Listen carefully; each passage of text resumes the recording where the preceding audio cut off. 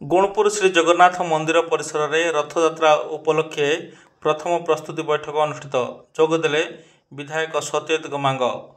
रायगढ़ जिला गुणपुर श्री जगन्नाथ मंदिर परिसर में आज अपराह्न 4टाରୁ 5ଟା समय पवित्र रथयात्रा उपलक्षे प्रथम प्रस्तुति बैठक अनुष्ठित होता।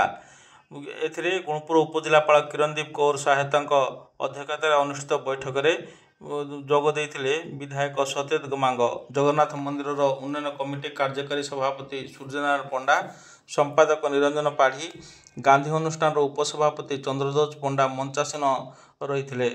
तेबे देवस्नान ठारू नीलाद्रि विजय पर्यंत हेबाकुथिबा समस्त कार्यक्रम किपरि सुरुखुरे होई पारिबो एथिप्रति दृष्टि देवाक संपृक्त विभाग अधिकारी को अनुरोध करा।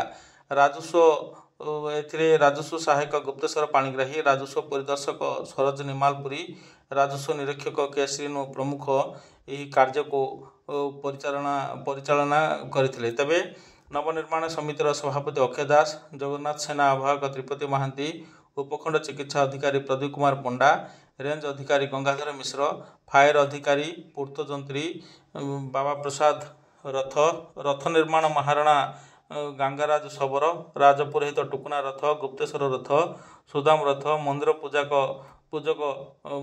गदा पंडा, सुदाम पंडा, मनोज पाढ़ी, पपी पंडा, गौरीशंकर पंडा, कृष्णचंद्र मिश्र प्रमुख उपस्थित रही।